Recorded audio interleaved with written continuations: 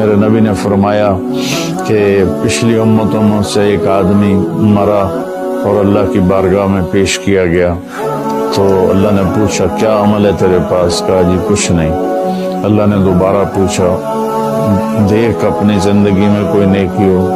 تو اس نے پھر کہا کچھ نہیں، فارغ ہوں۔ تو اللہ نے پھر کہا 2 دفعہ یا 3 دفعہ کہ ایک دفعہ پھر دیکھ لو۔ تو وہ کہنے لگا ایک بات ہے، اگر وہ آپ سمجھتے ہیں کچھ ہے، کہ میں تاجر تھا، لوگوں کو مال دیتا تھا، غالباً وہ تھوک کا تاجر ہوگا۔